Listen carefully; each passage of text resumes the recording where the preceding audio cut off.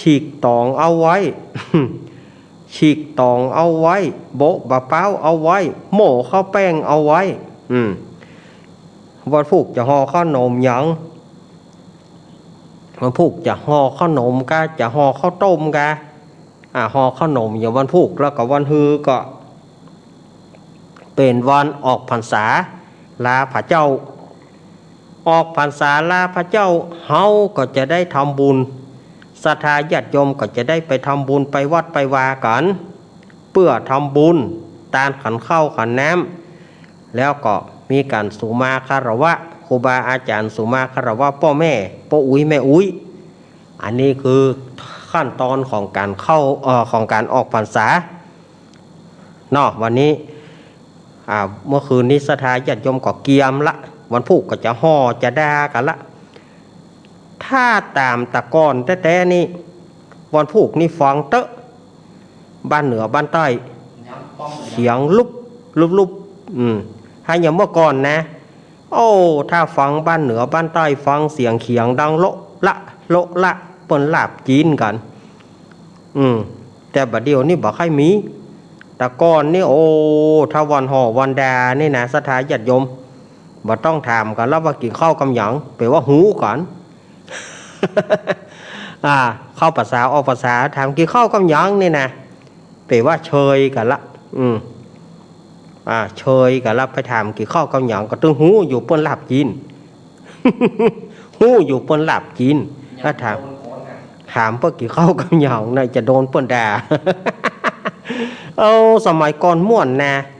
แต่บัดเดี๋ยวนี้ก็เหลือแต่อดีตความจำถ้าศรัทธาญาติโยมบ่ค่อยมีแล้วเนาะบัดเดี๋ยวฮีดหอยแต่ก่อนนี่ถ้าว่าวันนี้วันพุธเมื่อเจ้านี่ฟังเตอะเหนือใต้มันตึงเขียงโละลาบจีนกันเนาะมาปากันแล้วบ่ฮื้อกาดแก้วเสียเวลาศรัทธาญาติโยมพ่องก็จะเอาน้ำมนต์โทรมาหัวปีหัวแป้นจะเกียมน้ำมนต์จะเอาน้ำมนต์อาตมาก็ส่งเคราะห์ศรัทธาญาติโยมพอสมควรบ่ได้เอาเต็มสูตรเนาะเพราะว่าเฮาจะต้องได้เตะทำจะต้องป่านตาเฮือท่านผู้ร่วมรายการเล่าเจี้ยแล้วก็มีนิทานตัวเปิดสายอาตมามันจะมีสลับซับเปลี่ยนกันอันนั้นก็การที่อาตมาจะสวดมนต์ปอประมาณนี่ก็ศรัทธาญาติโยมก็บ่ต้องว่าอาตมาเนาะจะไปว่ากันถ้าจะได้ก็วันนี้อาตมาจะมีกรณีพิเศษวันนี้อาตมาจะว่าวันตาหลวงวันตาน้อยเพื่อสู่มาครูบาอาจารย์แห่งอาตมาภาพวันนี้นะอาตมาจะสู่มาครูบาอาจารย์แห่งอาตมาภาพ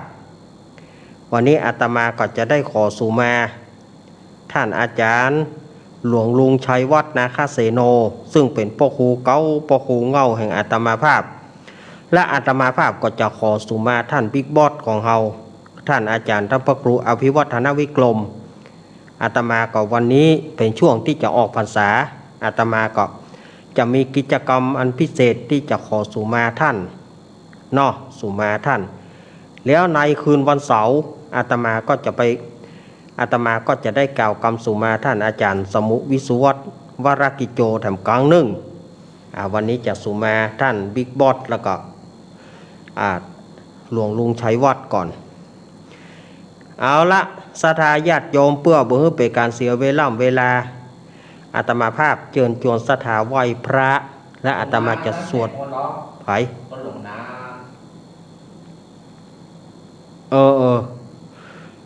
อันน่าเฮาว่ากันเดี๋ยวเนอะเจมันมาขวางลอมกึดบอกแล้วศรัทธาญาติโยมไหว้พระเป็นสิริมงคลอาตมาจะได้สวดมนต์สืบโหราจตาเหี่ยกรรมนอกราบ1กราบ2กราบ3 อรหังสัมมาสัมพุทโธภะคะวา พุทธังภควันตังอภิวาเทมิสวากขาโตภควตาธัมโมธัมมังนะมัสสามิสุปฏิปันโนภควโตสาวกสังโฆสังฆังนะมามิ นะโม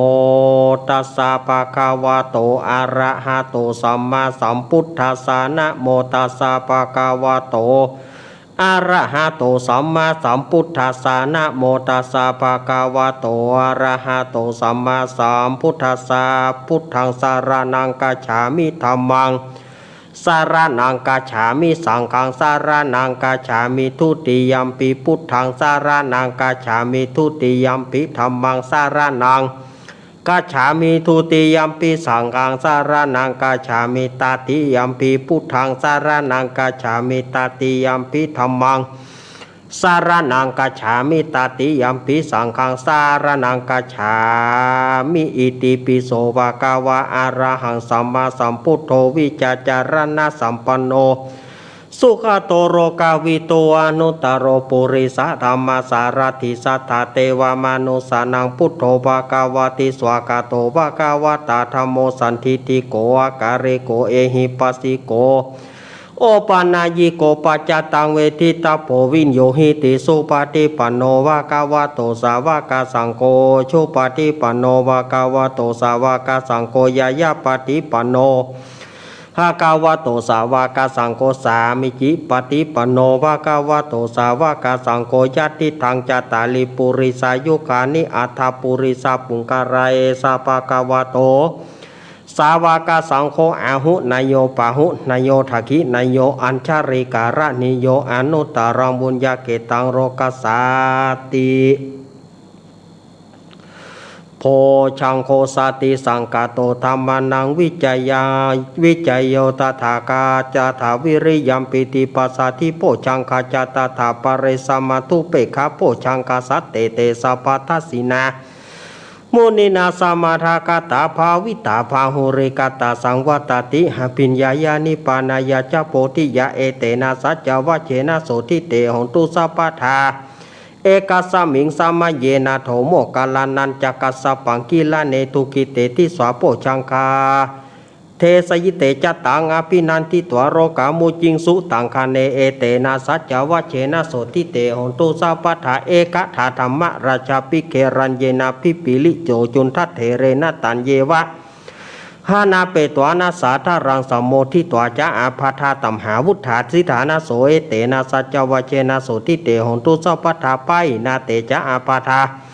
ตินานัมปีมเหสีนางมหาตากิเลสวะปตานุปติธรรมตังเอเตนะสัจจวัชเชนะโสทิเตหนตุสัพพทา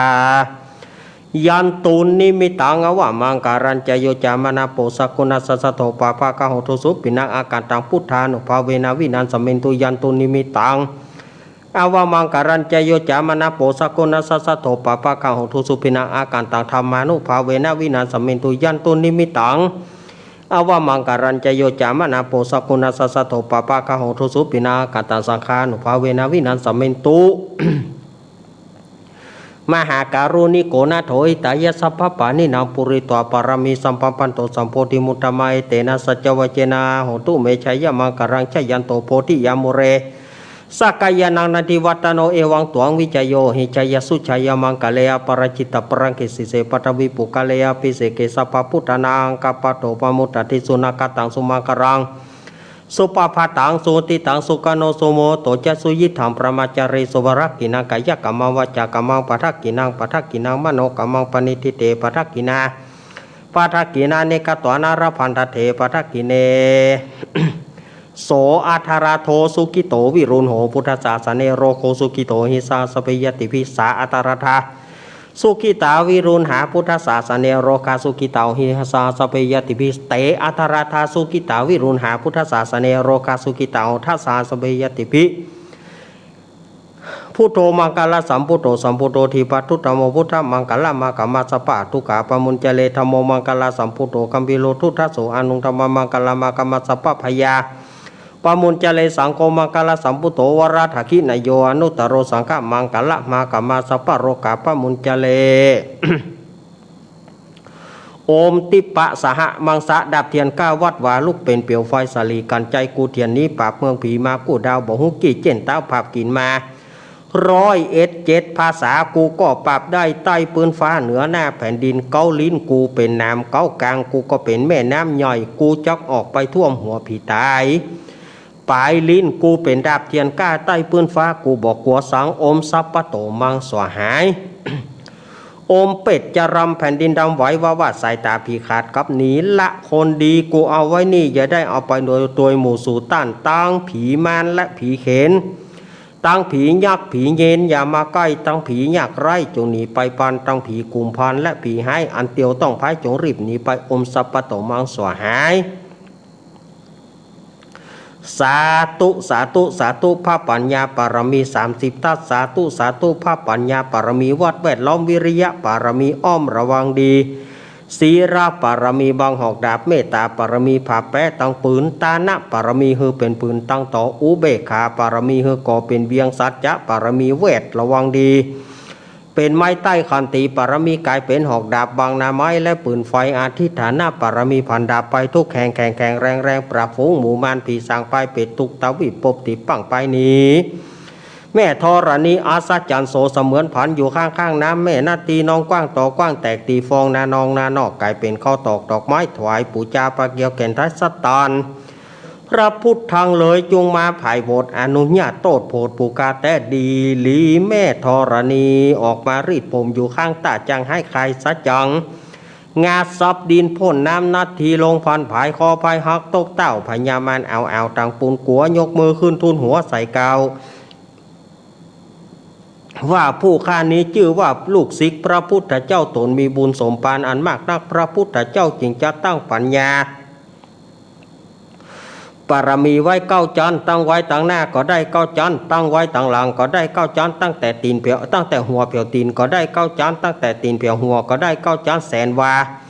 แม้นว่ารูปปืนมันจะมาเสมือนฝนแสนหาก็บ่อาจจักมาไกลใดข้าพเจ้าเลยได้ว่าโอมพุทธกุณังโอมธรรมะกุณังโอมสังฆกุณังโอมพุทธอินตาโอมธรรมะอินตาโอมสังฆอินตาอัสสะอัพแม่ธรณีผู้อยู่เหนือน้ำผู้อยู่กำแผ่นดินการข้าได้ระลึกนึกถึงคุณพระปิตาคุณพระมารดาคุณครูบาอาจารย์คุณเทวบุตรเทวดาพระคุณพระแก้วเจ้าทั้ง3ประการ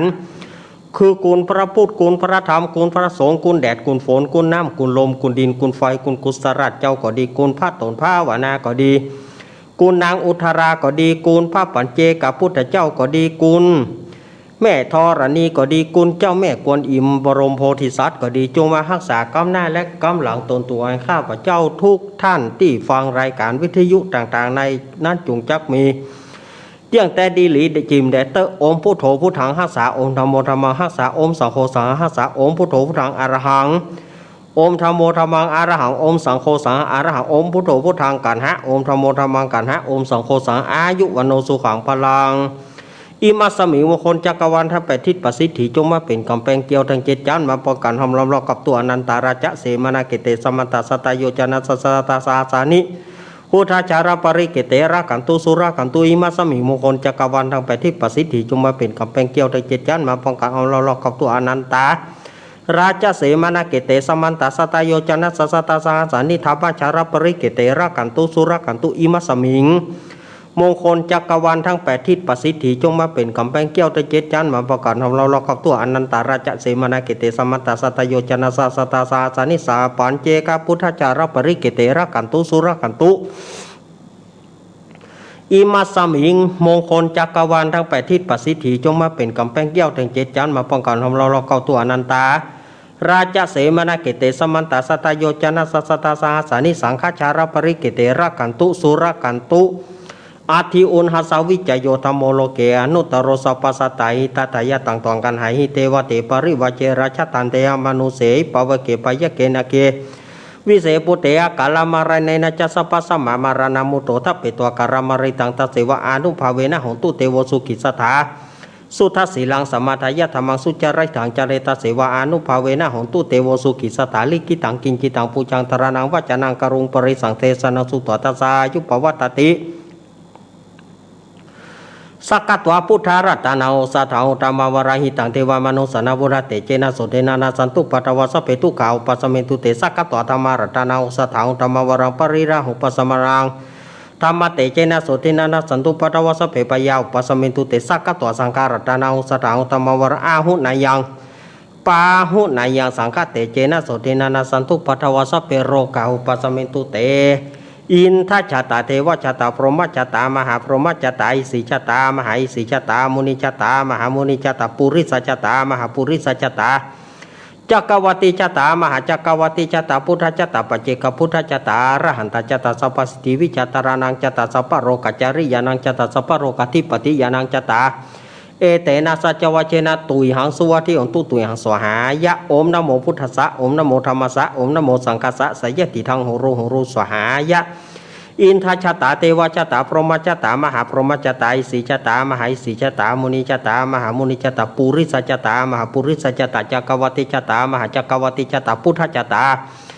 ปัญเจกพุทธชาตาอรหันตชาตาสัพพสิทธิวิชาตารานังชาตาสัพพโรกัจจริยานังชาตาสัพพโรกัติปติยานังชาตาเอเตนะสัจวะเชนะตุยหังสุวัติองตุตุยหังสวหายะโอมนะโมพุทธัสสะ โอมนะโมธัมมัสสะโอมนะโมสังฆัสสะสยติทังโหรูสวหายะอินทชาตาเทวชาตาพรหมชาตามหาพรหมชาตาอิสิชาตามหาอิสิชาตามุนิชาตามหามุนิชาตาปุริสชาตามหาปุริสชาตาจักรวัติชาตามหาจักรวัติชาตาพุทธชาตาปัจเจกพุทธชาตาอรหันตชาตาสัพพสิทธิวิชาตารานังชาตาสัพพโรกัจจริยานังชาตาสัพพโรกัติปติยานังชาตาเอเตนะสัจวะเชนะตุยหังสุวัติองตุตุยหังสวายะโอมนะโมพุทธัสสะโอมนะโมธัมมัสสะโอมนะโมสังฆัสสะสยติทังโหรูสวหายะ อิติปิโสวิเศษสีเสเสพุทธนาเมอิมินาพุทธทังอิสุตังพุทธปิติอิ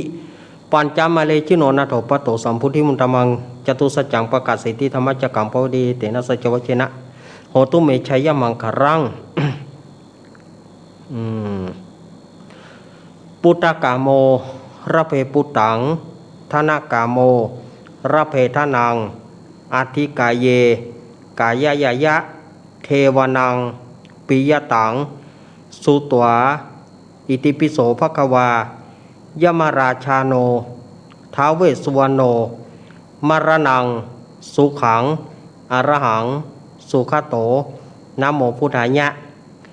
ชายาชานากาตาพุทธาเจตวามารังสาวหานังจตุสัจจังสพังรสังเยปิวิงสุนาราสาภตันหังการาทายโยพุทธาทาวิสตินายกาสัพเพปฏิติตาไมหังมาตะเกเตมุนิสารสิเสปฏิติโตไมหังพุทโธธรรมโมทวิโรจาเนสังโฆปฏิติโตไมหังอุเรสภกุณากโรหัตถเยเมอนุรุโธสารีบุโตจัตตกิเนโกนทันโยปิติปะกัสสมิงโมการโนจวามะเกทักกิเนสาวะเนไมหังอาสุงานาดาราโหโรกัสสปุจามหานาโมโอภาสุงวามะโสตะเกเกสันเตเบเดปะกัสสมิงสุริโยวะปะพังกโรนิสิโนสิริสัมปันโนโสภิโตมุนิปุงกาวกุมะละกัสสปุเทโรมเหสิจิตตวัฏโกโสไมหังวัฏเนเนจังปฏิตัสสิกุณากโรปุโนอังคุลิมาโลจาอุบารีนันทสีวริเถระปัญจัยเมชตานารเตเตระกามมัสสิสสิติมหาเถระวิชิตาชินาสาวกาเอเตสิติมหาเถระจิตวันโตชิโนรสัจจารันตสิระเตเจนะอังคามังคิสุสันติตารัตนังปุระโตอสิทกิเนเมตสุตกันทัชคังปัสสโตอสิวเมอังกุลิมาลากังกันทโมระปริตัญจาอาตานาติยสุตกากาเสชาทานังอสิเสสะปะกลาสันติตาชินานาวรสังยุตสัตตปะการรังกตวัตปิตาทิสัญจตา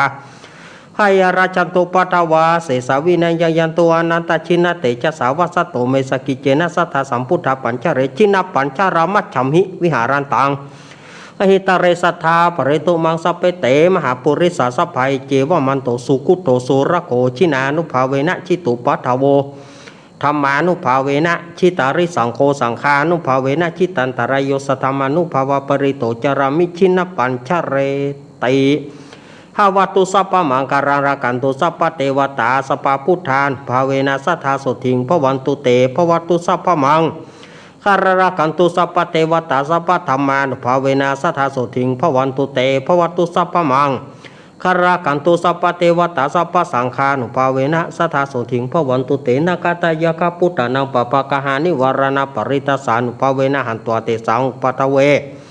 นากตายาคาปุตานังปะปะคหานิวารณาปริตสานุภาเวนะหันตัวเตสังปะทเวนากตายาคาปุตานังปะปะกหานิวารณาปริตสานุภาเวนะหันตัวเตสังอุปทเวอโรกายาปารมาราภาสันทุติปารมังทานังวิสาสปารมายาตินิปานังปารมังสุขังเอาแล้วสถาญาติโยมอาตมาก็ได้สวดพุทธมนต์ให้สถาญาติโยมเป็นขวัญกำลังใจให้สถาญาติโยมต่อสู้โรคภัยไข้เจ็บให้มันหายจากสถานที่นี้ไปหายจากบ้านจากจองหายจากสยามเมืองยิ้มเฮาอาตมาภาพก็ขอเป็นส่วนหนึ่งที่จะช่วยผลักดันให้บรรจุละให้มันหายไปสถาญาติโยมเข้ามามัดมือมามัดมือเด้อแม่บุญปอนมาป้อเมืองเกี้ยวแม่มาลีมาสถาญาติโยมเฮามาแม่เพนมาป้อสมศักดิ์มาป้อวันนี้มันมาแม่หมูนะถ้าบอกแม่ก็วันนี้ได้ยินว่าบอกแม่ถ้าบอกแม่วันนี้มันบอกแม่ป้อสมศักดิ์แม่สีเพนมาป้อเจิญแม่จันนวลมาเข้ามาตึงโมตึงมวลเนอะมามัดมือเนอะพุทโธมังกาลาสัมพุทโธสัมพุทโธติปทุตตโมพุทธมังการะมากามาสปัตตุขาปมุญเจเลธรรมโมหังคาลาสัมพุทโธคัมปิโลทุทัสโสอนุธรรมมังกาลามากามาสปะพญาปมุญเจเลสังโฆมังกาลาสัมพุทโธวราทาขีนายโยอนุตตโรสังฆมังกาละมากามาสปารโรกาปมุญเจเลสัพเพพุทธาปรปตาปัจเจกนันจะยังปรังอรหันตานาจเตเจนารักขังวันตามิสัพพโสสัพเพธรรมาปรปตาปัจเจกนันจะยังปรังอรหันตานาจเตเจนารักขังวันตามิสัพพโสสัพเพสังฆาปรปตาปัจเจกนันจะยังปรังอรตานาจเตเจนารักขังวันตามิสัพพโสเอาต่อไปพระพรมน้ำมนต์เอาลุงไอ้มาอยู่กะมาอยู่มาอยู่เนาะแกอย่าไปมายุงnhư chứพี่ai bố như vậy anh không ai y cảพี่ai bố mà tôi hỏi họ mà vô như bà chám ra khả cháy luôn aiไปthiền cảm ơn nátไปkhảน้ำมนต์ไปไปหาโดนไปเต่ากันลูกพี่ai bốลูกขอน้ำมนต์ไปพระผายเจ้าเด่นพระผายไปเลยชะยันโตโพธิยาโมเรสากายานังนันติวัตตาโนเอวังตวงวิจโยโอเหจายาสุชัยยามังกาเลอปราชิตาปรังเกเสเสปัทวิปุกาเลอาภิเสเกสาภพุทธานังคาปโตปโมตติสุนักตังสุมังกรังสุปปตังสุติตังสุกโนสุโมโหโตจะสุยิทังปรมาจาริสุภารักกีนางกายกามังวาจากามังปรักกีนางปัทักกีนางมโนกามังปนิทิเตปัทักกีนาปัทักกีนาเนกตัวนะระพันธเตปัทักกีเนขอบคุณลุงง่ายเนอะขอบคุณเยอะไปเยอะเต่าลูกไปแล้วกะไปเย้กี่คนเล่นเขามาเนาะย่ำพริกผักหยวกละต่อไปก็สถาญาติโยมมาเลยที่จะประเคนกันตั้งประเคนกันตั้งประเคนกันตั้งเนาะสถาญาติโยมอาตมาจะฮึปอนก่อนสัพพิติโยมิวัชันตุสัพพโรโกวินาศตุมาเตภวัตวันตรายโยสุขีติกายุโกภวะพิวาทานาสิริสานิจังพุทธาปัจจายิโนจัตตารโรธรรมาวัฏันติอายุอโนสุขังพระลางสาธุสาธุสาธุวันนี้วันตาหลวงกับเนาะวันนี้วันตาหลวงเอาแบบเชียงใหม่เนาะวันตามีพุทธังสาปังเมโตสังฆามันทะเมพันเตวันตามิธรรมังสาปังเมโตสังฆามาทะเมพันเตวันตามิสังฆังสาปังเมโตสังฆามาทะเมพันเตวันตามิคูรูปัจจยาจาริโยสาปังเมโตสังฆามาทะเม หันเตวันตามิกรรมาฐานังสัพพังเมโทสังกามาทะเมพันเตวันตามิอารัมเมพัทธสีมายังสัพพังเมโตสังกามันทะเมพันเตวันตามิเจติยังสัพพังสัพพันธาเนโสปฏิทิตาสเรราตาตุมหาโพธิงพุทธรูปังสักการังสัทธานากาโรเกเทวะโรเกพรหมโรเกชมพูทีเปรังกาทีเปสารีราธาตุโยเกสาธาตุโยอาระหันตาธาตุโยเจติยังกันทะกูติงจตุราสีสาหเสรมกันเตสะเปสัมปะทาเจติยังอาหังวันตามสาปะโสเอิ้นถึงแม่บุญปอนอุบคำเนอแม่ของอาตมาภาพขอให้หายจากโรคภัยไข้เจ็บแม่บุญปอนสารอูยี่บ้านจอมแจ้งน้ำบ่อหลวงสัมปะตองแล้วก็ศรัทธาญาติโยมเฮาทุกท่านเนอได้อยู่ดีมีสุข วันนี้อาตมาภาพขอประกรณีพิเศษวันนี้จะขอสุมาหลวงลุงชัยวัฒนาคเสโนครูพ่อครูเก้าพ่อครูเงาแห่งอาตมาภาพแล้วก็จะขอสุมาท่านบิ๊กบอสของเฮาท่านอาจารย์ท่านพระครูอภิวัฒนวิกรมซึ่งเป็นบิ๊กบอสใหญ่เป็นหัวหน้าใหญ่ของคลื่นสีขาวแล้วก็ครูบาอาจารย์ทุกรูปหากว่าก้าวกับผมนั้นได้ร่วงเกินท่านด้วยกายวาจาใจกายกรรม3วจีกรรม4มโนกรรม3ได้ผิดผิวผวนได้ว่าต่อหน้าและรับหลังหูเท่าถึงการหรือหูเท่าบ่ถึงการด้วยตั้งใจบ่ตั้งใจก้าวกับผมขอสุมาต่อหลวงลุงชัยวัฒน์แล้วก็ท่านบิ๊กบอสของเฮาแล้วก็ครูบาอาจารย์ทุกรูปแล้วก็ขอแสดงความนับถือสุมาป้อลุงหนานตัวเนอที่ได้ปากล้ำกำเหลือกันมาเนาะสุมาตัวเนอช่วงเข้าภาษานี้ก้าวกับผมอาตมาภาพว่าอันใดไปมันล้ำมันเหลือไปมันบัดถูกบัดต้องขอสุมาอภัยท่านบิ๊กบอสตัวเนอ ขอสุมากายกรรม3วจีกรรม4มโนกรรม3วันตามิพันเตสะปังอาปะระทังกามันทะเมพันเตมายากะตังปุญญังสามินาอนุโมทิตาปังสามินากะตังปุญญังไมหังตาตาปังสาธุสาธุอนุโมทามิสาธุเอาละได้สุมาคารวะในช่วงออกพรรษาเป็นที่เรียบร้อย ในขณะนี้ศรัทธาญาติโยมกำลังเข้าฟังรายการธรรมะเพื่อชุมชน วันนี้โอ้อาตมาภาพก็แม่เฮยอย่าเตอะวันนี้นะมันก็ยังว่าเนาะงานก็ล้นมือก็จำเป็นต้องฟังสวดมนต์เพราะว่าทำก็จะดีเตด เตะทำแล้วยังบ่เตือนนะเตะทำแล้วเล่าทำแถมนะ เตะแล้วเล่าทำแถมเพื่อศรัทธาญาติโยมได้ฟังแถมดูแล้วก็ยังจะมีช่วงของแขกผู้รับเชิญมาเล่าเกี้ยเดี๋ยววันนี้นะโอ้ลายพลืบลูกต่อไปเป็นการเตะและเล่าทำมหาจารย์เวสสันดรชาดกการชูชกหรือว่าการจุจกปดับประดากถา79กถายังไม่จบเต้อเนอยังอีกหลายตอน เพื่อนั่นก็โอ้นี่เนาะก็ใหญ่ๆมาเนาะก็ฟังไปแต่หน้ากะศรัทธาญาติโยมฟังไปติ๊กๆเต้อบ่ต้องโหบ่ต้องแห่มาละ วันนั้นอาตมาได้เตศได้เล่ามาถึงว่านางอมิตตาเขาลุ่มด่านางมิตรตาให้ปู่พามถามว่าเป็นไผนางมิตรตาก็บอกว่าคนนั้นปู่พามโคตรแล้วก็จะอย่างใดจะได้ใหม่เขาแต่รู้นางมิตรตาก็บอกว่า ตั้งแต่นี้ไปต้นไปกูตึ้งไปตักน้ำเดี๋ยวเนอะปู่พา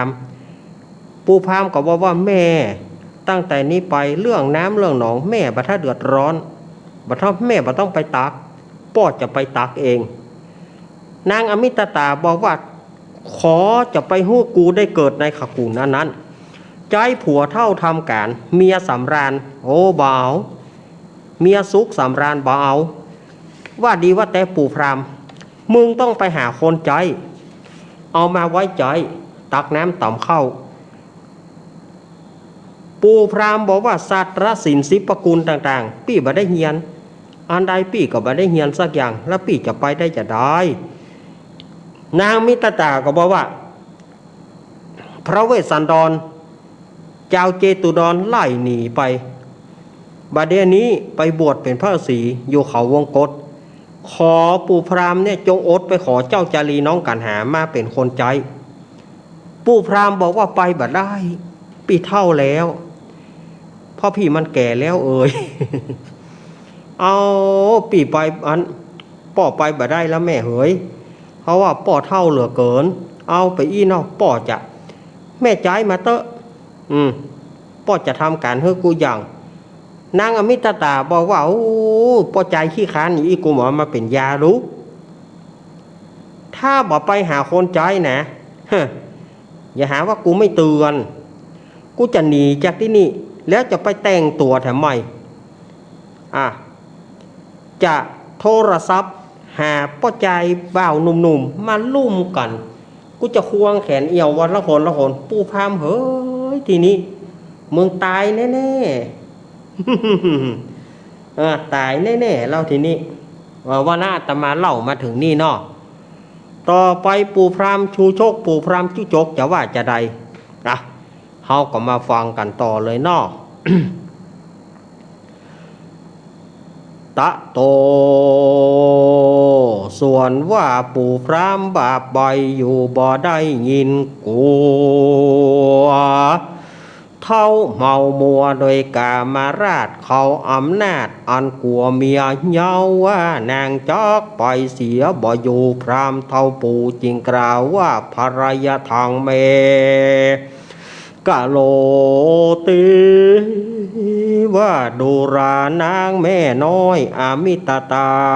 เฮ้ยมึงนางจุงไปดาบมาวอยยังเข้าไต่และเข้าทงใส่ตังเข้านมแดงกับน้ำเพิงใหม่สัมปะของกินใส่จุอ่านปี้จักบานีผืนผ่านมาจะใจยังคาช่วยใจป้อมเรือนจะแลเมื่อนั้นนางอมิตตาก็จิงมโนมนะแต่งเสาะไซยังเข้าไต้และเข้าทงใส่ตังเข้าสตูพงกับเข้าสตูยอย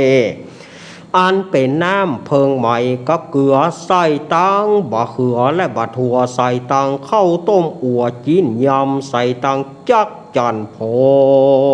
งและแมงดาอัวใส่ตังหอมบัวและหอมเตียมใส่ตังเสรียมกับห้าใส่ตังพระกับเล็กไฟใส่ตังตะไหลและน้ำเตาเพื่อเฮือพรามเท่าเอาไปกินโหนต่างแล้วก็เอามาวางไว้ที่ไกล เพื่อเฮือพรามเท่าบาปไปเอาไปกินโหนต่างแล้วก็กล่าวว่าดูการาปู่พรามเท่าเฮ้ยอันนี้นะเป็นสัปปะเป็นถงปลาอันใหญ่สัมปะของกินใส่จุอันมึงจุงเอาไปกินเอาไปบริโภคเอาไปรับประทานหากเลือดตับปุดไส้หล่อนไส้ปุดก็ลวดตายในก็ตายเตอะปู่พรามเฮ้ยเข้าจังกัน ส่วนว่าจูจากกะพรามก็มายดเยาเฮือนอันลุอันคร่ำที่ใดมันต่ำมันก็แปลงฮือสูงอันว่าประตูบดีมันก็แปลงมาบ่จ้าเปียเอาพระเนี่ยสกูแล้วก็ เข้าป่าหาหลัวมาคะคอยฮื้อเมียหนุ่มน้อยดังไฟแล้วก็มาติ้วหอยอันแตกวากหักตักน้ำมาใส่ฮือเต็มภาชนะจุแห่งตังเฟืองแองและเฟืองหาย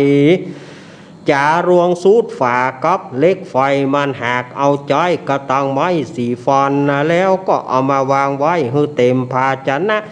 จุแห่งแล้วก็มาทาโรงเป้แต่งเป็นระสี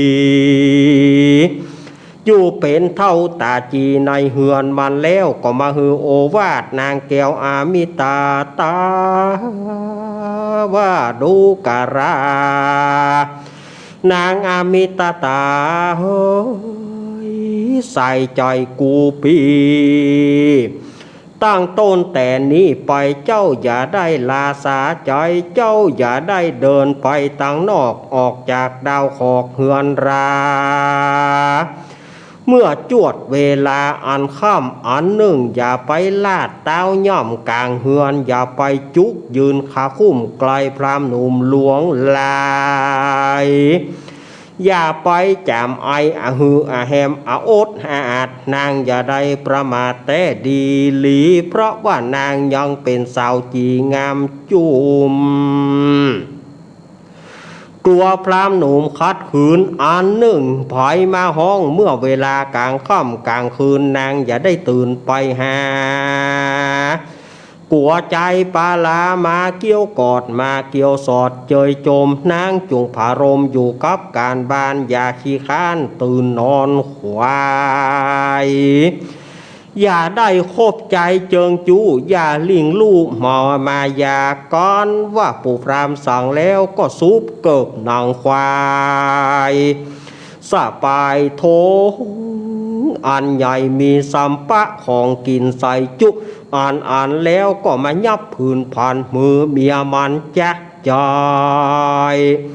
เนี่ยร้องให้ก็เนี่ยหนีไปก็มีหันแลนาตามมาทางปะกาเซนนาโต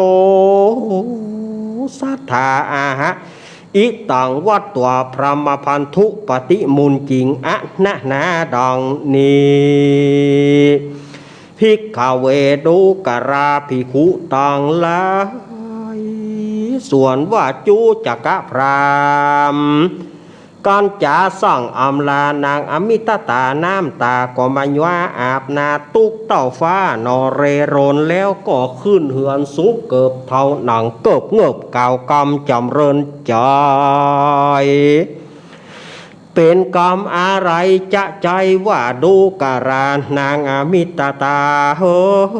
ยอ่านว่า5 ป่าน้อยก็ยังมีอยู่หน้าประตู5 ป่าทูอยู่ยังเหลืออยู่เกิง1นั่นแหละนะดูการานางอมิตตาเฮ้ยกันว่ามึงใครเหี่ยวก็เฮ้ยเหี่ยวจ่องบนหัวนี้กันว่ามึงไข่ขี้ก็ขอให้ขี้ใส่ไม้6 ไม้สางบอกมันบาดใจสั้นบอกมันยาวตึง8 ศอกกันว่ามันเต็ม6 บอกกูปีก็ร่างปอกคืนมาแหละนางโหยวะพอล้ำให้ล้ำเหลือไปลูกเพื่อมาขี้ใส่ไม้6 ไม้สางเอาย่ำแปลงซ่วมเพื่อมันเนาะเมื่อนั้นนางอมิตตาจึงกล่าวว่าดูการาปู่พรามเฮ้ยมึงจะไปตายทางใดก็ขัดใจไปจะไปมาย่อยจะไปมาโจมอุ้มอ้ามกูรำคาญไปทางใดก็ไปเตอะปู่พรามเฮ้ยลำเหลือ จูจากะพรามกันจ่าสั่งอำลาแล้วก็มาสบายโถงห่อเขาคัดไต่เต้าอึ่งตึงแล้วก็ลวดพึงลงเฮือนไปเพื่อหาค่าช่วยใจปั้มเรือนเมียก็ลงเสียเมืองศรีวิราชอันเป็นอาวาสเจ้า4 ปียามใดเจ้า4 ปีสูมกันอยู่พรามก็เข้าไปชูจาถามว่าพญางามเวท สันดอนต้านเต้าไปอยู่ด่านดาวแดนใดข้ามีใจมักให้หันตนเจ้าจ้างนอโพธิญาณแหละนะเมื่อนั่นเจ้า4 ปีมวลหมู่อันสูมกันอยู่ศาลาเขาก็ปากันลุ่มด่ากำหายว่าโวยโว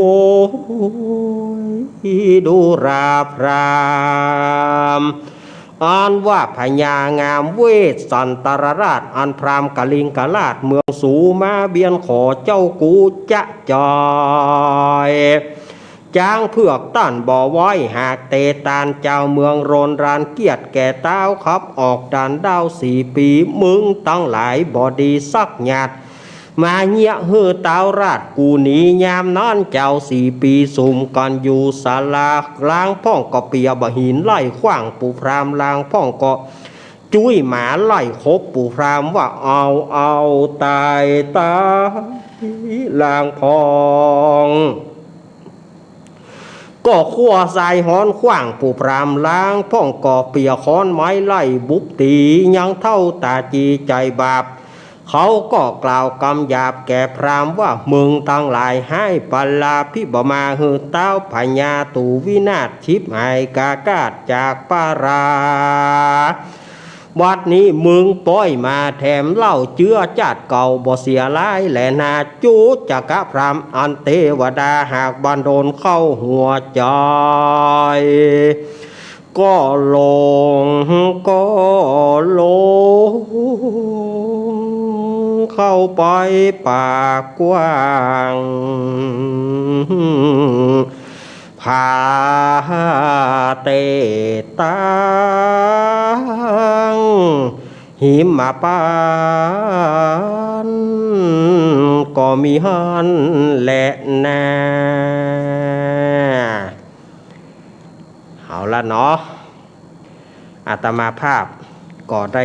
ใส่ระบำทำนองเทศไปก็จะมาเล่าแล้วเนอะต่อจากปู่พรามในวันนั้นปู่พรามก็นางอมิตตาจะเอาแฟนใหม่บอกรักคนแก่ไม่เข้าท่าคนแก่ใจการบ่ได้อีกปู่พรามก็ว่ากลัวเมียมันหนีกลัวนางมิตรตาหนีก็เลยบอกว่าแม่อย่าเพิ่งไปอย่าทิ้งพ่อไปถ้าแม่ทิ้งพ่อไปพ่อจะผูกคอตายวันนี้นางมิตรตาบอกว่าจะแขวนคอเมื่อใดแขวนวันนี้กะเจือกมีก่อมีจะซื้อฮื้อนักแก่พ่องโอ้แม่เฮยแม่จงไปห้างไปดามาเนอะเข้าใต้เข้าโถงนี่นะแม่ไปเอาถุงปลาอันใหญ่สะปะของกินใส่จุอันป้อจะไปหาคนใจมานางอมิตตาก็เซาะมีตึงเข้าสตุผงกับเข้าสตุย่อยน้ำเพิงใหม่กับเกลือใส่บะเขือบะทั่วใส่หอมบัวหอมเตียมใส่ข้าวต้มอั่วจิ้นยำใส่ตังจักจันผงแมงดาอั่วใส่ตังหอมบัวและหอมเตียมใส่ตังสะเลียมกับแฮใส่ตังพระกับเหล็กไฟใส่ตังตะไหลน้ำเต้าเพื่อให้พรามเท่าไปกินโหนต่างแล้วก็เอามาวางไว้ที่ใกล้บอกว่าปู่พรามเหยอันนี้ถุงปลาอันใหญ่สะปะของกินใส่จุอันมึงจงเอาถุงเนี่ยไปกินไปบริโภคไปรับประทานเอาไปหากเลือดหากก้อยหูดเน่าตับปูดไส้หลอนกินแล้วก็ดิ้นตายเนอะคนอะไรใจร้ายแม่ใจร้ายกับพ่อจังวะปู่พรามว่านะทำไมแม่ใจร้ายกับพ่อจังนี่หรอ ปู่พรามก็มายดเฮือนมาซอนเฮือนอันใดมันลุมันค่ำอันใดมันหัวปู่พรามก็ไล่ยดไล่ซอนประตูบดีมันก็แปลงแล้วก็ไปหาหลัวมาเพื่อนางมิตรตาไว้ดังไฟแล้วก็ไปติ้วหอยอันแตกวากไปตักน้ำมาใส่เต็มภาชนะเมื่อเต็มหม้อหอยตะไลปากแล้วก็บวชเป็นฤาษี ฮือโอวาทนางอมิตตาแม่ตั้งแต่นี้ไปนะ พ่อไม่อยู่นะ แม่รักษาเนื้อรักษาตัวเนอะแม่จะไปออกบ้านออกจองในเวลาค่ำเนอะอันหนึ่งอย่าไปละย่างเฮือนแหงเจ้าบ้านเจ้าจองเพื่อจะติหัวแม่จะไปยืนอยู่ที่มืดเนอะก็เดียวหมู่พราหมณ์ทั้งหลายจะมาลากมาชุดกระชากลากถูแม่ไปนะเพราะว่าแม่ยังเป็นสาวล่อป่อฮักนะแต่ถ้าป่อหูระวังป่อจะฟอนขอนะอันจะไปจามไปออยฮือแฮมอดอาดและแหมยังไผ่มาห้องเมื่อค่ำเมื่อคืนอย่าได้ตื่นไปหาเขาทีเดียวนะแม่จงอยู่กับบ้านอยู่กับเย้าเฝ้ากับเรือนเนอะนึ่งเข้าเป่าไฟจะไปคบใจเจิงจูอย่าลิงลู่เมาอย่าลิงลู่มายาการสร้างแล้วก็ซุปเกิบหนังควายสปายถงอันใหญ่ซัมปะของกินใส่จุอันแล้วก็ยับจับมือบายบายลาก่อนเช็คแฮนด์แม่พ่อลาก่อนนะเช็คแฮนด์จับมือ เช็คแฮนด์จับมือภาษาปากีสที่นี่ก็ย่างบะเตื้อปูพรามก็ย่างสั่งแถมหาป่าน้อยมีหน้าประตูหาป่าทูก็ยังเหลือน้อยแม่ถ้าแม่ข้าเหี่ยวนะเหี่ยวจ่องบนหัวนี่เนอะถ้าแม่ข้าขี้ใส่บอกไม่หกไม่สางนี่ถ้ามันเต็มหกบอกปอกก็ล่างปีกคืนมาละก้านางมิตรตาก็บอกว่าไปเตอะปู่พามจะไปทางใดก็ไปตายเนี่ยก็ไปจะไปมาโจมอ้ามลำคาญพี่ไปหลายวันนะอมิตรตาจ๋าพี่ไปหลายวันนะก็ไปสิค่ะอมิตรตาจ๋าพี่ไปหลายวันนะคราวนี้แม้ชักรำคาญไม่รู้ไม่ชี้ล่ะบอกเป็นนายพี่ต้องไปหลายวันว่าแล้วก็ปูพรามเตียวไปกำไม้เต้าห่อเข้าก็ดีถงห่อเข้าก็ดีตือไม้เต้าก็ดีตือลึงตึงต่างไปหาเพื่อจะไปหาข้าจ่วยใจนาดลงไปเสียเมืองศรีวิราชลงไปเมืองเจตุดรมันบาดจ้างเนี่ยใดสมองสั่งงานไปถามหาพระเวสสันดรพระเวสสันดรไปอยู่ที่ไหนค่ายหันลูกที่ไหนมาเจ้าเจตุดรถามมันบอกว่าลูกจากเมืองกาลิงกาลาดพระเวสสันดรอยู่เมืองเจตุดรบ่ได้เพราะว่าหมู่พราหมณ์กาลิงกาลาดมาขอจ้างเผือกบาเดียวนี้เจ้ากาลิงกาลาดมาแถมแล้วแสดงว่ามีจิตอันบดีเขาก็เลยไล่ปู่พราหมณ์ไล่บางพ่องกับล่างพ่องก็เปียค้อนไล่ติดบางพ่องก็จุ้ยหมาไล่ครบบางพ่องก็ขั้วใส่หอนขว้างปู่พรามล่างพ่องก็เปียอย่างได้ขว้างบุบตีปู่พรามเทวดาบันโดลเข้าหัวใจหลงเข้าไปป่าหิมพานต์ปุ่นเรื่องเราจะเป็นยังไงต่อไปอังการหน้านออังการหน้าก้อยปะกันแหมนออันเนี้ยว่าไปว่ามา3 ทุ่มละสดายญาติโยมป่ะวบเดียวเวลาช่างน้อยเหลือเกินอังการหน้าก้อยปะกันไม่เนออังการหน้าเขาถามว่าเมื่อใดมันจะถึงหมาอังการหน้าถึงแน่อังการหน้านี่ถึงหมาแน่นอนเนาะการหน้าถึงละวันนี้จบทำแต่อีกก่อนเนอนิติตังกีญาสังวานาวิเศษจาห้องเหตุทำจูจกก็บังโกมโสมเรศเดสาตุโอ้ยสุมาเตอะจะเอาทำวางแล้วส่งให้เจมันน่าไปต่ำเขาใส่กุ๊กไม่หนอหูทองนี่ไงนี่เนาะสถาญาติโยมเอาละ3 ทุ่ม 3 นาทีเท่าไปมาก็ติดลมแต่เอาละเนอต่อไปจะเป็นท่านผู้ร่วมรายการท่านผู้รายการจะโทรเข้าเบอร์ของผมก็ได้นะครับ ท่านผู้ร่วมรายการจะโทรมาตอนนี้เปิ้นบอกว่าเปิ้นพร้อมที่จะร่วมรายการแน่ปี้พิสมัยสุริโยดรผู้ดำเนินรายการธรรมะคลายเครียดวันนี้เปิ้นจะเอาแขกรับเชิญลุงหนุ่ยสว่างเมฆมาตัวถ้าพร้อมแล้วโทรมาเลยครับพร้อมแล้วโทรมาเลยพร้อมแล้วโทรมาได้เลยเนอะปี้พิสมัยเนอะละเปิดสายให้เรียบร้อยเรียบร้อยแล้วเด้อยังตอนนี้สายอื่นอาตมายังไม่รับเนอะให้สายเพิ่งปี้พิสมัยก่อน9 7 6 อันยังนี่9 2 3 1จากตั้งได้เดี๋ยวแม่อุ้ยบ่ฮับเตื้อแม่อุ้ยบ่ยังบ่ฮับเตื้อเดี๋ยวก่อนแฮเปิ้นยังไม่เปิดสายเลยแม่อุ้ยเปิ้นจะเฮือแขกรับเชิญเปิ้นเล่าเจียก่อนแฮได้อุ้ยเปิ้นโฮงไปกันบ่ฮับเตื้อบ่อุ้ยสีฟ้ากันบ่ฮับเตื้อเปิดสายหน้าไม้ยังบ่ฮับเตื้อปี้พิสมัยพร้อมหรือยังพร้อมแล้วมาเลยครับเก็บทำพร้อมแล้วมาเลยสายอื่นไม่เตื้ออาตมา6 2 3 4 5 7แม่นป่ะอันนี้แม่นก่ออันนี้ถ้าบ่จ่ายอาตมาก็จะอันนี้นะ5 7แม่นก่ออันนี้จากไหนครับนั่นแหละครับผมลุงนุยมาเลยลุงนุยครับผมว่าไปเลยพี่เจ้า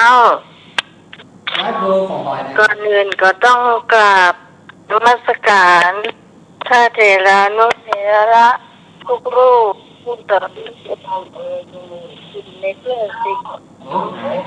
แล้วก็ขอสวัสดีคนผู้ฟังที่อยู่ทางบ้านทุกคนทุกท่านเลยที่ทางเส้นอำเภอทุกจังหวัดนะจ๊ะวันนี้แล้วก็มีเพื่อนของคุณผู้ฟังพ่อแม่เพนแล้วก็แม่สุแก้วนะจ๊ะแล้วก็แม่ทัพทิมหนังดงไปเนาะนี่เป็นเรื่องของไอ้บ่าวเชิญประการมาต้นหัวเปิ้นเล่าไว้ได้ดีตานี่มันใจคนตลกนะเป็นของมันเหมือนต้นหัวเปิ้นนี่วงเช่นบอกมาจากให้บ่าวเชิญประการเจ้าอันนี้จะต้องบอกไว้ก่อนนะเจ้ายืมปัญหาเรื่องมันมีอยู่ว่าสามเกลอกันนะเป็นเพื่อนดีฮักกันมากเป็นเพื่อนสมัยเรียนมาน้อยๆละเขาฮักกันขนาดเลยสมัยก่อนนี่จะมา6นี่มีการงานทำแล้วหรอมีการงานทำละแล้ว2 คนชื่อผมกับชื่ออันตรง2 คนนี่เป็นคนทุกข์น้อยไม่ได้เรียนหรอกโดนตามหน่อยแต่เขาก็ลืมกันแต่ไอ้เห็นคนหนึ่งไอ้เสริมนี่เป็นเรียนจบม.6 เนาะก็เลยได้ไปทำงานกรุงเทพแล้วมันเหมือนจะได้ปีกมาหากันในเตื้อทีนี้มีวันหนึ่งไอ้เสริมเปิ้นปีกมาเหมือนกันปีกมาได้3 วันตอนไม่หาเพื่อนของวงเนี่ยจ้ะเพื่อนฝูงก็ต้อนรับดี2 คนแล้วก็เพื่อนที่ดีต่อกันนะกินข้าวอย่างตัวกันคู่ขาดคู่มือต่างที่มีเวลาอยู่ด้วยกันนะที่นี่ตอนไปส่งนี่กะไปส่ง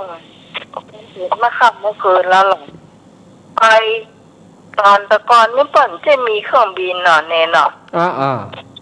นี่ก็ยังบ่ค่อยมีเด้อคือรถทัวร์นี่ก็ยังบ่ค่อยมีแต่ต้องเหมือนกันเนาะ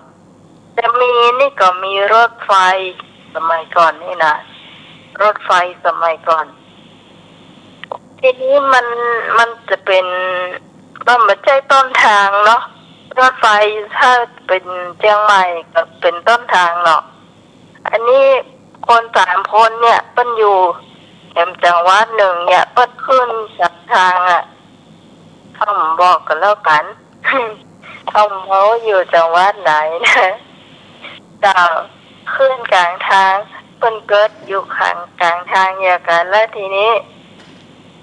3 คนนั่นก็ไปส่ง2 คนนั้นไปส่งคนหนึ่งเนาะซึ่งหิ้วกระเป๋าเป้ไปไอ้นี่อันไปถึงที่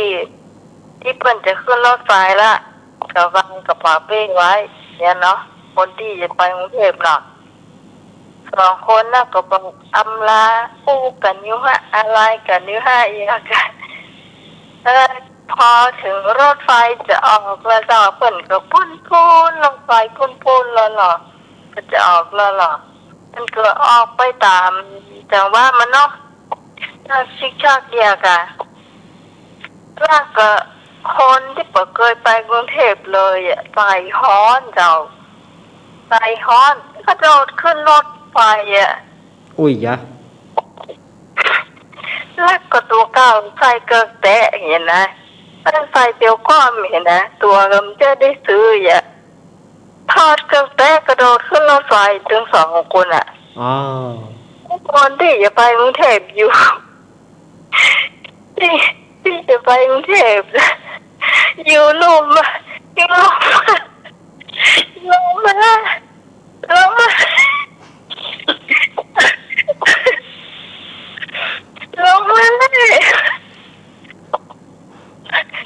คนนั้นก็ไปรอเราคนนั้นก็คว้ามาเยี่ยวขึ้นมาเลยโอ้ยถึงใจถ้าลงไฟนี่เพิ่นออกตัวไปแล้วเนาะเนี่ยใดน่ะคนที่เล่าเพิ่นก็เล่าผู้จบว่ามันจะโดนไหลลงรถไฟก่อนหรือว่าตำรวจรถไฟจริงครับตัวรถไฟมันก็บ่มีอ่ะถ้าก่อนขึ้นรถอ่ะมันโทษพวกเกือบผม à nhu té nhu té ไอ้นี่ ครับแล้วไม่รู้จักกันที่ไหนกรุงเทพ nào à à รู้จักกรุงเทพสมัยได้ซื้อตั๋วอ่ะเสียตัวกล้องไหมอ่ะ tiểu ก็ con มา à ใช่อ่ะเอ้า cược té xong thọt khoảng hảมันจะไปแย่งใดนะฮะบอกว่า เพื่อนมันคนที่ไปกรุงเทพน่ะจะไปท่อก่อนป้าวันน่ะป้าถามมันพี่พรปลาเช่าเสนอ ก่อนไม่บอกไม่หรอเนาะก่อนบอกน้ำเลยบอกไม่หรอก่อนเนาะ แล้วก่อนสุมาแม่สีทอนชายประการเสนอคนชายประการนะเป็นอู้ฟังนะ แล้วเพิ่นก็เล่าได้ตะเอียให้เนาะ นี่เป็นเสี้ยตามเกลือเจ้า คนที่ไปกรุงเทพบอกไปสักครั้งกับคน2 คนไปส่งไปฮะเนาะ ใจฮ้อนอย่าเป็นใจฮ้อนลูกเนาะ ไปกระโดดขึ้น ขี่รถไฟก็หาได้นั่งหลอดไปบ่เนาะ เอาใครรู้ว่ามันจะซ่อนเกินตาก่อนนี่กันเนาะ น่ะเอาเรื่องนี้จะ กันตาก่อน ซ่อหากันป้าป้าก็ก้อยว่ากันเนอมีไหนหมูเนอ อันนี้จากพระเจ้าพี่สมัยสุริโยธรนะเจ้ากลุ่มธรรมะใครเครียดงานธรรมะใครเครียดนะเจ้าครับนักการอาจารย์ครับ ครับขอบคุณลุงนุยขอบคุณพี่พิสมัยนักเนอ นมัสการแม่จันเอาละสวัสดีเจสุดหล่อเนาะ ครับขอบคุณเนอครับ ม นี่ก็คือปีพิสมัยเปิ้นเล่านิทานก่อนแล้วก็กระเดียวใครอย่าพึ่งกระเดียวอาตมาจะเปิดสายแต่กี้เจียของปีพิสมัยตอนนี้เป็นนิทานของอาตมาภาพ แลกกันแลกกันเนี่ยกลุ่มธรรมะคลายเครียดรายการธรรมะคลายเครียดอาตมาจะจัดในวันเสาร์วันอาทิตย์กู้กับปีพิสมัยแล้วก็อาจารย์สมัครลุงหนุ่ยไอ้นึกแม่พรป่าเศร้ายายพรร้องงัวแดงสันกำแพงเชียงใหม่แม่บุญกัดก้อมแม่จันทิพย์เกตการามเจแม่อารีแม่ซองแล้วก็ที่ตายปัญหาเพลงกับตัวไอ้พงป่าซางแล้วก็หลายๆท่านในรายการธรรมะคลายเครียดภัยที่ฟังตั้ง104หรือว่าเข้าตั้งโทรศัพท์ก็ได้เข้าที่ Google วัดฝายหินก็จะปะกับรายการธรรมะคลายเครียด3 ทุ่มถึงเที่ยงคืน3 ทุ่มถึงเที่ยงคืนกลุ่มธรรมะคลายเครียดของอาตมาจะอยู่ที่หั่นโดยการนำของท่านหัวหน้าใหญ่ท่านอาจารย์พระพระครูสมุวิศวัตวรกิจโจเปิ้นก็ห่วมคุมเสียงตัวขอบคุณครับตอนนี้อาตมาภาพวันนั้นอาตมาภาพได้เล่าถึงนางประภัตราเลี้ยงแม่วันนั้นอาตมาได้เล่ามาถึงว่านางจิตรากับนางประภัตราพระเจ้าพรหมทัตแห่งกรุงพาราณสีก็มาปาเอาตัวไปนางประภัตรานี่เสียเอ็นดูแม่บ่อยากจะละแม่ส่วนว่านางจิตรานั้นบักกตัญญูต่อแม่บอกว่าโอ้ไผบอกให้มึงหูถึงไหนไอ้ถึงหั่นแม่เป็นเมียวก็ตัวเป็นลูกเมียวเนาะตัวก็ต้องรับสภาพกันเนาะกูตึงมาเอาลูกแม่เป็นเมียวไปเห็นหรอชูดแขนนางประภัตรานางประภัตราก็ไปอยู่นางตึง3นางตึง2ปนางตึง2ก็ไปอยู่ส่วนแม่เมียวเมื่อไปเสาะหาอาหารได้แล้วก็ปีกมาเมื่อปีกมาก็บ่ปะลูกก็ห้องหาห้องปีนไปปีนมาว่าโอ้ลูกกูมีที่ไหนนี่จิตราเฮ้ยประภัตราเฮ้ยมีที่ไหนหาห้องหาเป็นภาษาเมียวเนาะห้องหาเป็นภาษาเมียวห้องหาเมียวนะกะห้องหาเอาปามาเทวดาที่รักษาในถ้ำก็บอกว่าเมียวเฮ้ยกูจะบอกให้นะลูกมึงไปเป็นมเหสีของพระเจ้าพรหมทัตพาราณสีปุ้นพระเจ้าพรหมทัตเปิ่นมาปะเข้าใส่เปิ่นปาลูกมึงไปถึง2ถ้าว่ามึงให้ไปปะเขามึงจงไปทางนี้ออกป่าไปเอาทางหน้าเป็นไปทางทิศใต้แล้วจะไปปะใส่เมืองพาราณสีมึงจงจะได้ปะลูกมึงเทวดาก็บอกอย่างนั้นนางเมียวก็ห้องไปให้ไปตัววะเมียวนะให้ไปตัวเมียวให้ก็มีไว้ให้ไปจนถึงเมืองพาราณสีเมื่อไปพาราณสีก็ไปถามคนทั้งหลายว่าลูกชื่อจิตรากับประภัตราอยู่ไหนหมู่นั่นก็โหเมียวปากได้กว่าเมียวอู้ได้เขาก็บอกว่า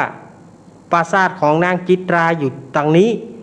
ปราสาทของนางประภัตราอยู่ทางนี้จงไปตามนี้นางเมียวก็เลยจะไปลองใจลูกพ่อก็เข้าไปที่พื้นปราสาทของนางจิตราว่านางจิตราจะฮักแม่ก็ว่าบ่ฮัก ไปถึงปืนปราสาทก็ไปห้องเงาเงาเงาอีเนาะไปห้องปรากฏว่านางจิตราหูว่าเป็นเสียงแม่ตัวเก่าก็กลัวกลัวจะอายแกนางสนมกำนันก็บอกว่าเมียวที่ไหนมาห้องอีคอนสะเขาเมียวไหนมาห้องคอนสะเขาไล่ไปที่นี่ไม่ต้อนรับเมียวเนี่ย แม่เมียวก็ห้องติ๊กห้องเงาสู่เขาบ่ไล่กะไล่ละเพคะแต่มันไม่ยอมไปมันไปกะมันไม่ยอมไปเพคะนี่หรอเอาค้อนไล่ห้อยเขาค้อนไล่บุบเขาก็ป้ากันแต่แม่เมียวนะอาศัยความชำนาญลบไปลบมานางสนมกำนันก็มารายงานตีไม่ได้เพคะนี่อย่างตีมาได้เพราะว่ามันหลบไปหลบมาเพคะย้อนกูจะไป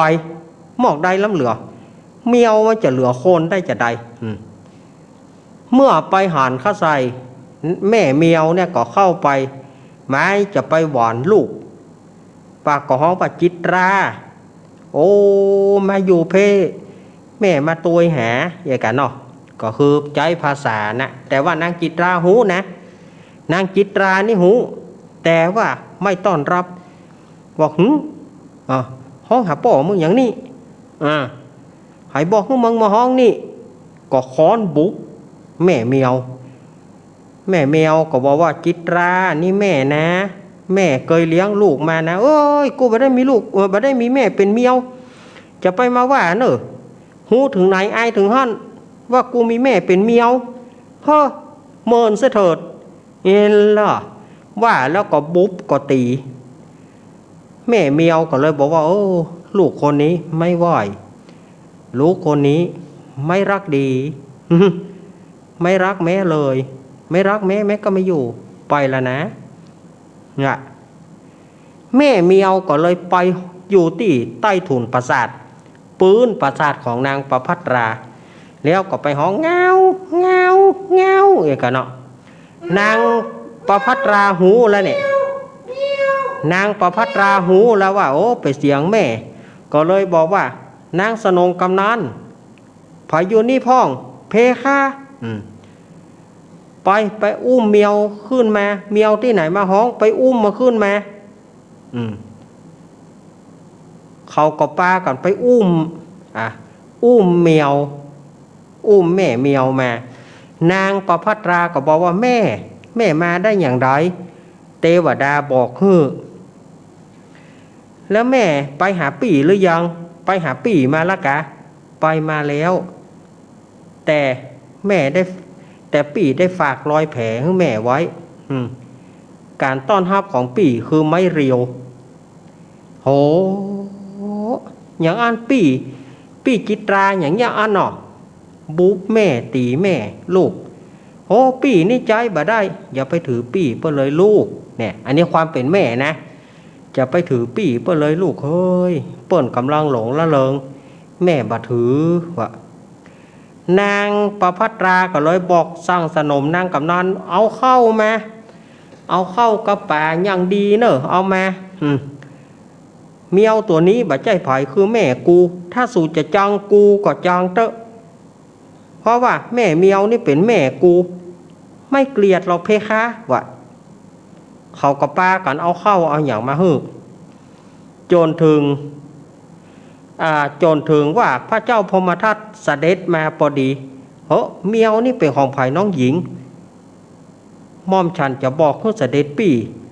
ถ้าเสด็จปี่จะจังม่อมฉันก็จังเตอะแม่เมียวตัวนี้คือแม่ของม่อมฉันเพคะอ้าวน้องหญิงเป็นลูกเมียวเหรอเพคะม่อมฉันเป็นลูกของแม่เมียวตัวนี้กู้กับปี่จิตราม่อมฉันไปกู้แฝดกันเอาแล้วน้องจิตรายังบอกว่าแม่เป็นคนล่ะเปิ้นคงอายเพคะโอ้แล้วน้องหญิงเหรอม่อมฉันบ่อายแม้นว่าเสด็จปี่จะไล่ม่อมฉันก็จะไปเพคะ บาจังหรอกคนความกตัญญูเนี่ยถึงแม่จะเป็นสัตว์แต่ว่าน้องได้กตัญญูต่อแม่ดีละปีอนุโมทนาว่าพระเจ้าพมทัตประทานอาหารเอาแม่กินให้เต็มที่เนอะพระเจ้าพมทัตประทานอาหารให้แม่เมียวจนอิ่มแปร่เลยจนอิ่มแปร่ส่วนว่าแม่เมียวก็ด้วยความฮักลูกก็ขอไปแต่ครั้งหนึ่งนางประภัตราก็บอกว่าบ่ต้องไปแล้วแม่ถึงแม่ไปปี่ก็คงเอาแม่ตายแน่ๆจ้างมันเตอะแม่จะตายเพราะลูกก็จ้างมันนางก็ไปห้องแถมนางจิตราก็บอกเมียววอกนี่มาทำแล้วไว้เฮ้ยมันมาเนี่ยอย่างนี้เนี่ยเมียวตัวเนี่ยแม่เมียวก็โดดขึ้นปราสาทเจ็ดจันทร์นางจิตราเมื่อหันแม่ขึ้นมาก็ประเคนด้วยไม้ประเคนด้วยไม้ประเคนด้วยศอกประเคนด้วยเข่าไปบอกให้มึงมานี่ได้ตึงเตะได้ตึงตีแล้วก็เอาแม่โยนจากปราสาทชั้นเจ็ดลงมากระแทกปืนแม่เมียวได้รับบาดเจ็บสาหัสทีเดียวแต่แม่เมียวก็ยังอภัยอยู่แล้วก็ขึ้นไปปราสาทแห่งนางประภัตรานางประภัตราหันแม่สะบักสะบอมโหแม่อันยังได้ไปล่ำไปเรือเนี่ยลูกบอกแล้วว่าจะไปลูกบอกแล้วว่าจะไปแม่เมียวก็สั่งไว้ว่าเป็นจะได้เฮืออภัยปี่เนอะลูกจะไปจังปี่เนอะเพราะว่าเขาทำอันเขาอายที่ว่ามีแม่เป็นเมียวแต่ว่าแม่บ่ถือโทษหรอกเฮือลูกเผาศพแม่กำเนิดว่าเมื่อแม่เมียวตายไปแล้วพระเจ้าพมทัตก็จัดงานศพเพื่อสมเกียรติแล้วเผาแม่เมียวส่วนนางจิตรากึดใจได้โอ้อินดูแม่ก็ขึ้นไปถามนางประภัตราว่าน้องแม่มีไหนโอ้ปี่มาถามอย่างประเดี๋ยวนี้หิหยังก็แม่น้องก็หาเผาไปตะกี้แล้วเหรอแม่ตายเพราะมือปี่เงี้ยให้แม่ได้ตึงบุบตึงตีแม่เจ็บจนทนพิษบาดแผลบ่ได้แม่ก็ได้ตายไปนางจิตราสำนึกขอสู่มาแม่แล้วก็โล่นออกไปพอโล่นออกไปก็ไปด้วยความเร่งรีบด้วยความฝังก็พลาดตกจากปราสาทชั้นเจ็ดของนางประภัตราตกลงแล้วแผ่นดินบ่อาจจะหับคนชั่วอย่างนางจิตราได้แผ่นดินก็สรุปเอานางจิตราไปตกนรกอเวจีองค์สมเด็จพระสัมมาสัมพุทธเจ้าเปิ้นได้เทศนาแล้วก็บอกว่าภิกขเวดูราภิกขุทั้งหลายนางประภัตราได้ดีในภายหลังเมื่อภายหลังนั้นกระดูกแม่ก็กลายเป็นทองคำนางประภัตราก็เอาไปถวายพระเจ้าพรหมทัตพระเจ้าพรหมทัตก็ตั้งเป็นมเหสีเอกส่วนว่านางจิตรานั้นก็ได้ตกนรกอเวจีไปเมื่อจบธรรมแล้วพระพุทธเจ้าก็เลยบอกว่าตู้เจ้าทั้งหลายนาง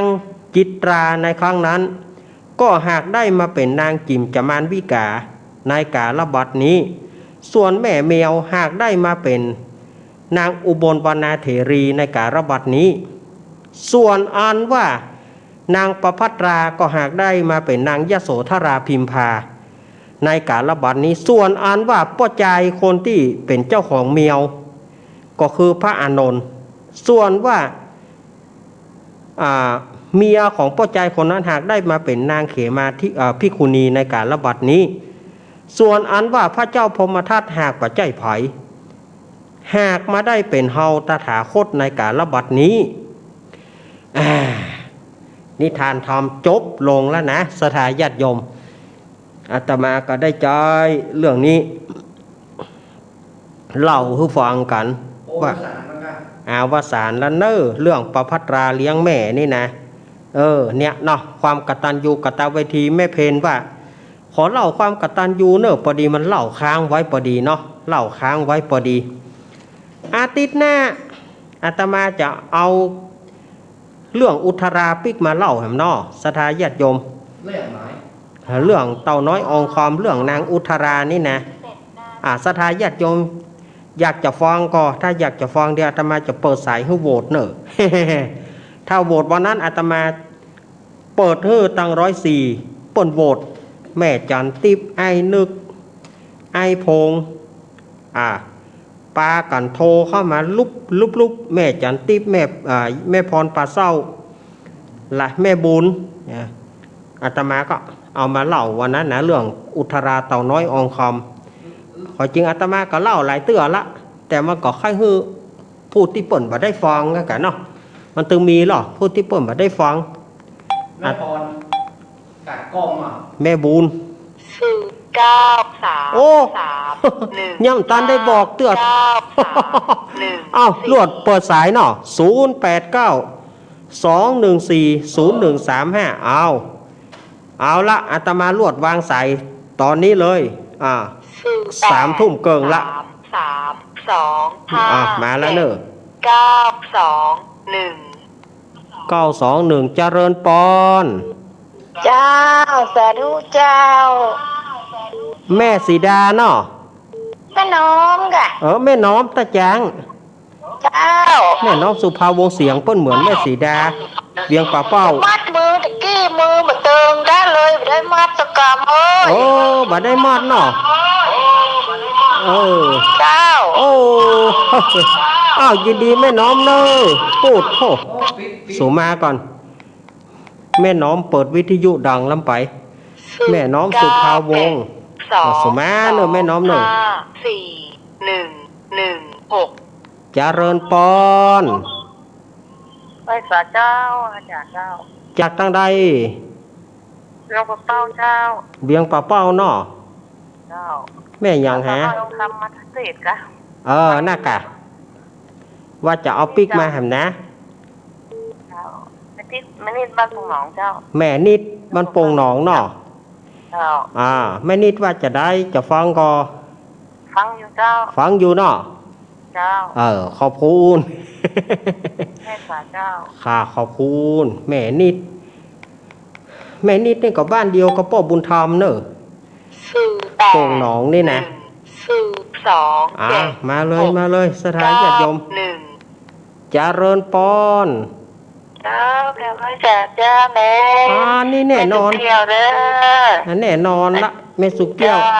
ฟังอยู่เด้อต้องเปลี่ยนที่จะหมอยกัน โอ้ทำไมใครเครียดแสมเกินน่ะเขาหัวม่วนดีเด้ ม่วนดีแท้ เจ้า ขึ้นนั้นรถไฟแบบเอาเกิบขึ้นหัวกันเนาะม่วนแต่ม่วนน่ะเด้อที่จะหมายม่วนอาเจียมาเล่าจะเจือเด้อเจ้า